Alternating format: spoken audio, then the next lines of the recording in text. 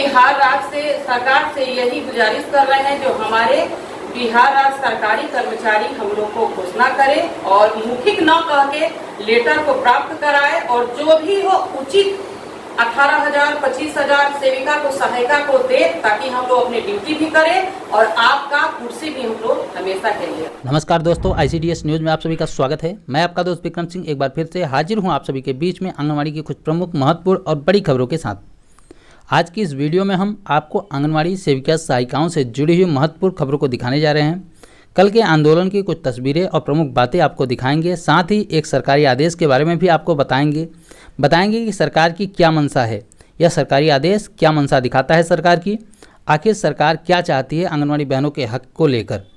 साथ ही आंगनवाड़ी बहनों से बातचीत भी दिखाएंगे आप सभी को, तो बने रहिए आप सभी हमारे साथ वीडियो के एंड तक।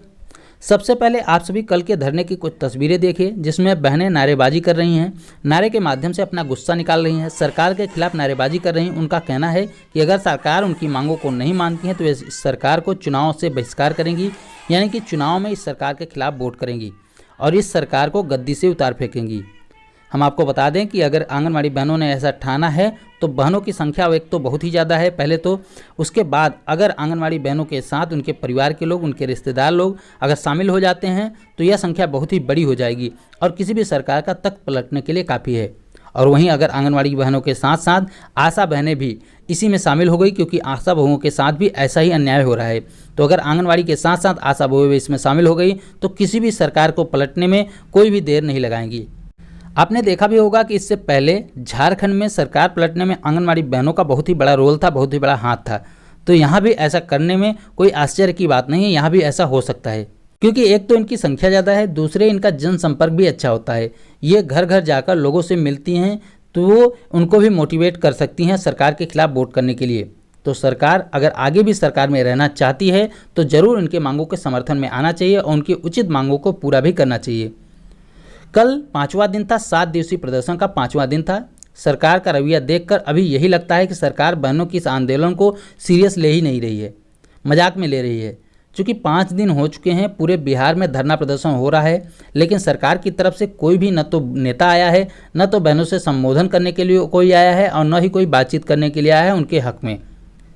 तो हम इसे क्या समझें। और वहीं दूसरी तरफ हम आपको पहले भी दिखा चुके हैं, फिर से दिखा रहे हैं कि सरकार रोज़ाना नए काम को लेकर रोज़ाना आदेश निकालती है कि आंगनवाड़ी बहनें अपने काम पर लौट आएँ, धरना आंदोलन बंद कर दें। ऐसा ही एक सरकारी आदेश आपको दिखाते हैं, कल के दिन यानी कि 4 सितंबर को निकला है। देखिए इसमें क्या लिखा गया है। इसमें लिखा गया है कि 3 से 6 वर्ष के जो लाभार्थी हैं उनके खाते में DBT के माध्यम से पोषक राशि अंतरण करने के संबंध में, यानी कि ट्रांसफ़र करने के संबंध में। देखिए ना, 4 सितंबर को यह लेटर जारी हुआ है ICDS निदेशालय बिहार के द्वारा। अब बिहार में ही आंगनवाड़ी बहनों का आंदोलन भी चल रहा है और बिहार में ही ये आदेश जारी किए जाते हैं कि आंगनवाड़ी बहनें अब इन कामों पर करें, इन कामों पर लौटे। तो अब इन आदेशों से ही यह समझा जा सकता है, सरकार के इरादों को समझा जा सकता है। जब एक तरफ आंगनवाड़ी बहनें हड़ताल पर हैं तो ऐसे आदेश को निकालने का सिर्फ एक ही मतलब होता है कि सरकार चाहती है कि आंगनवाड़ी बहनें अपने काम पर लौट जाए, यानी कि उनका मन जो है धरने से हट जाए, वे अपने काम पर लौट जाएं और आंदोलन को रोक दें। लेकिन आपको क्या करना है, यह डिसाइड भी आपको ही करना पड़ेगा।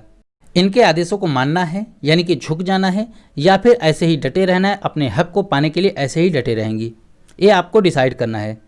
कल के हड़ताल में बहन नीतू जी जो कि वैशाली से हैं, उनसे बातचीत हुई, प्रेस वार्ता हुई। उस प्रेस वार्ता में उनकी क्या बातें हुई, उनकी प्रमुख बातों को सुने, उनकी प्रमुख मांगों को सुने। जी सबको नमस्ते। हमारी बहनों और हमारी मुख्य मांगे हैं कि जैसे सरकार हम लोग को मानदेय देती है और एक तरफ कहती है जो आप लोग सरकारी कर्मचारी हैं और दूसरा तरफ कहती है जो आप लोग सरकारी कर्मचारी नहीं, तो ये सबसे पहले फैसला सरकार कर देनी चाहिए। जो हम लोग को मानदेय दे रही है, 4 घंटे की ड्यूटी हमसे ले रही है, तो क्या हम लोग 4 घंटे की ड्यूटी करके रख जाते हैं?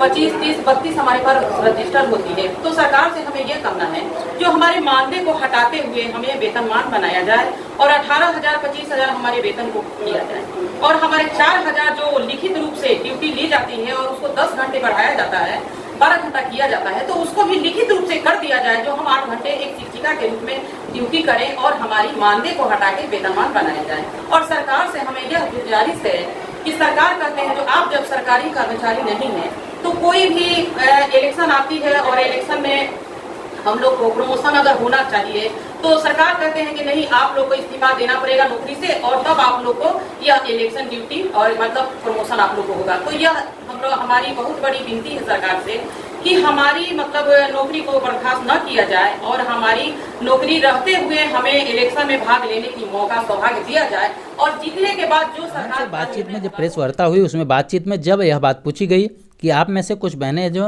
आंगनवाड़ी बहनें हैं जो काम नहीं करती, बिल्कुल भी काम नहीं करती, घर पर बैठी रहती हैं, उनके विषय में आपका क्या कहना है? तो बहन ने क्या जवाब दिया? अपने मुख से कभी नहीं कहूंगी कि हमारी कोई भी सेविका काम नहीं करती, क्योंकि सरकार पहले बहाली करते थे 7-8 पास में। अभी तो मतलब कोई भी सेविका ऐसी नहीं है जो मैट्रिक नहीं की है, इंटर नहीं की है, बीए नहीं की है। तो आप खुद हमें बताइए सर कि क्या इंटर मैट्रिक और बीए जो की है, क्या वो अपना यह काम खुद नहीं कर सकती है? बच्चे को पढ़ा नहीं सकती है, काम नहीं कर सकती है? ये टोटल हमारी सेविका काम करती है और जो मान्य के 100 में 1 नहीं करती है उस पर थोड़ा कार्रवाई किया जाए, मगर ऐसा मान्य नहीं है कि हमारी सेविका। वहीं बहन से पूछा गया कि अगर सरकार आपकी मांगों को नहीं मानती है तो आप लोग क्या करेंगी?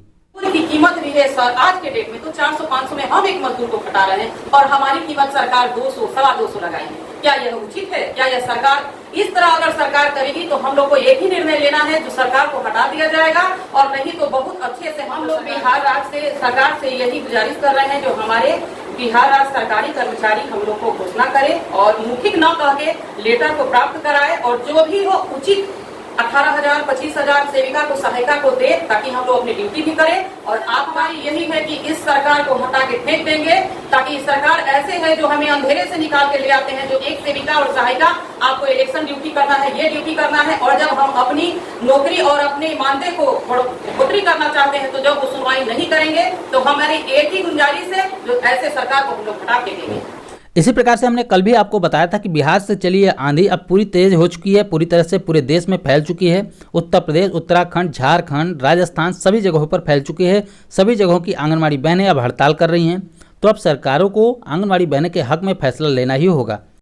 और हो रहे इस आंदोलन में आप लोग भी साथ दें, जाकर आंदोलन में अगर सहयोग कर पाएँ तो सहयोग करें। अगर नहीं जा पाती किन्हीं कारणों की वजह से तो बहनों की इस आंदोलन को सफल बनाने के लिए, उनका हौसला बढ़ाने के लिए हमारे इस वीडियो को लाइक करें और ज़्यादा से ज़्यादा शेयर करके लोगों तक पहुंचाएं, सरकार के कानों तक पहुंचाएं, बहनों के हौसले को बढ़ाएं, ताकि बहनें इसी प्रकार से ऐसे ही अपने हक के लिए डटी रहें।